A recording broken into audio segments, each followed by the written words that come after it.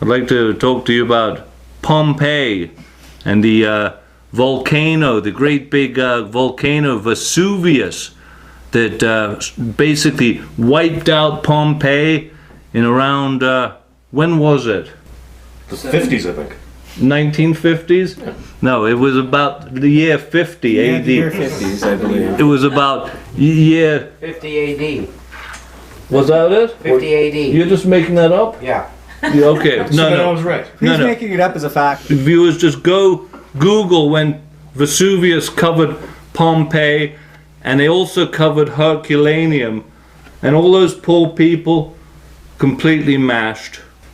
And there's remains of them, and you see, when they dug them up, they found them, and they were still in the poses from the moment they died. They chipped away a lot of the dirt first to find these people in the middle of Yeah, and they found these. day-to-day activities, you know. Yeah, and Because when a volcano erupts, man, it happens fast. so fast you're in mid-action. How fast? Real Like- fast. Like 800 mid-action, miles for an hour? example. Go. That's fast. And another one, another thing that the Pompeians, Like Romans were doing. If the Go. Fonz was in Pompeii, it'd be like, Yeah, and if they were playing with their little iPads, yeah. go. Yeah. So they were doing whatever they were doing in Pompeii at the time. We now get to see their poses. It's like one of the very first Polaroids. Yeah, exactly.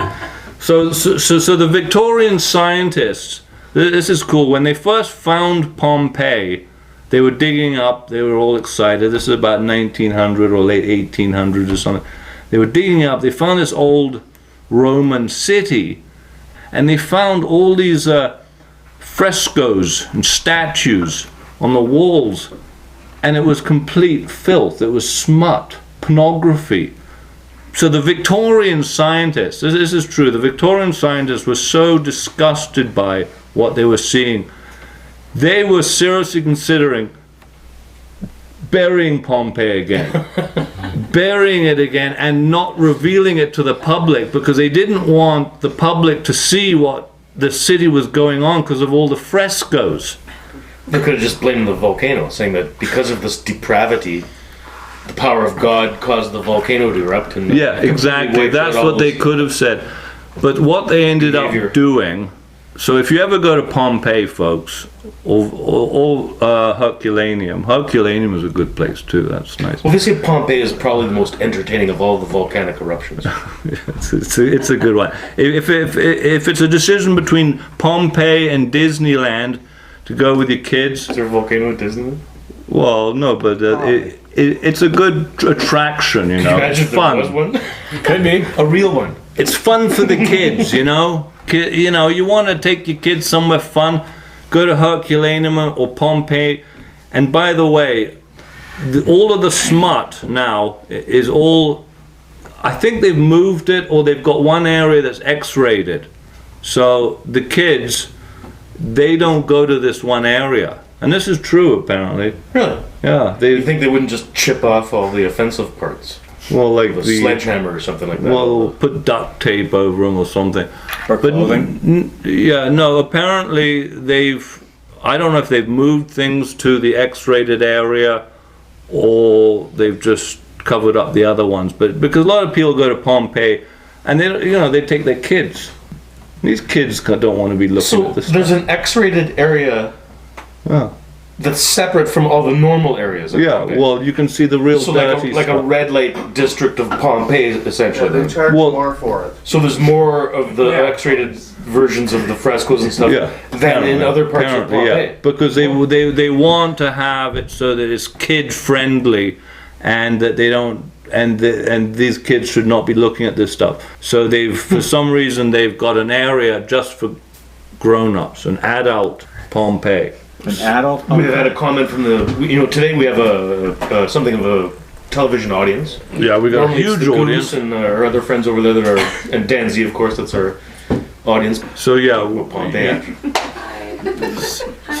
do one more pose of what the people would have been doing at the time of the eruption. That could be answered on the phone.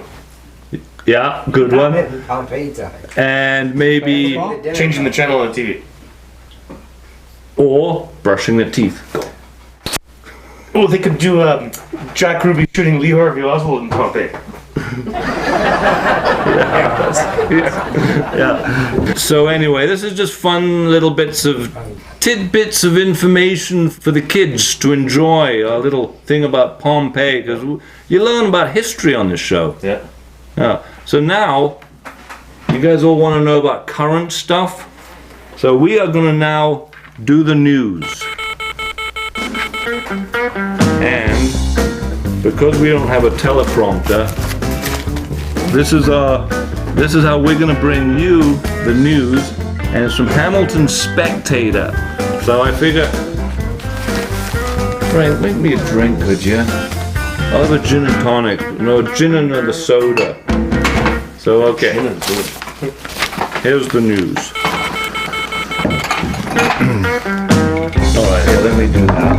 Okay. Actually, you do it. You do it. And now, for the news. Squeeze it. Oh, it worked? Did it actually come out? Might be out of It came gas. out. Oh, jeez. Yeah, there's no more gas. That was pretty pathetic. Okay. Alright. And now for the news. The Spectator's John Wells spent several seasons in the lab observing dissection and the study of cadavers, and interviewed teachers, students, and families of those who gave the ultimate gift to tell the story of a place at once beautiful and jarring. Tell the story of a place that... Oh, it doesn't make any sense. We should have the sound of a teletype behind you. Yeah. This is where students of science explore humanity's greatest question. And then we've got some pictures here. There we go. There we go. So now this is going on. Where was this happening again? McMaster. Hamilton something. Look at that. They're bringing Color picture. cadavers, and people get to examine the cadavers. And there's some black and white pictures of them actually studying the cadavers. So that's fun, eh? That's news. I mean, that's 10 years from now, that's still going to be interesting. Would you like Then they'll 10 years from now, they'll probably be cadavers. Hey, now we're going to do the sports. And you know who's going to do the sports? Our sports guy right back there, Danny Coltop. Does that anything about cadavers in there? There's actually nothing here. The San Diego cadaver. Dan, you know what? You just hold it up. You don't need to read it. Just tell us about sports. We're losers. White cats are losers. Yeah. It says we're losers. Were you at the game? Oh, it was too cold that night. You're supposed to be at every game. Oh, I couldn't. I canceled on that one because I knew we were going to lose. Close call though, Dan. Was it? I can't believe it. It's a windy stadium. Yeah. Our sports guy wasn't even at the game. So they lost. But I watched it from the comfort of my sofa with my six-pack. It was delicious. Okay. Anything else you want to say about sports? Oh, thank you. Hey Shane, you want to do the entertainment? Sure, Bill. This is the Cadillac Bill Show news flash, and with the our entertainment our entertainment what's he called? Reporter Shane Sharp. Okay, today's highlight on the A&E Arts and Entertainment. Keira Knightley's Broadway debut was interrupted when a member of the audience shouted at the actress and threw a bouquet of flowers on the stage before being escorted out there by the security. Now the question is, what was he shouting? Pompeii, Pompeii. I don't know. Who the hell's Keira Knightley? They gave him the bum's rush out of there quickly, and that was it for the second debut of Keira Knightley. Thank you, Shane. Excellent report. Wonderful. Our commentator here, commentary from Mike Holler. I'm more of a correspondent than a commentator. Do you know? Have you ever heard of Keira Knightley? No. No, me neither. So anyway, she got flowers thrown at her. One more bit of news just came in. Just come in now. Halton School stop locking front doors. Hang on a minute.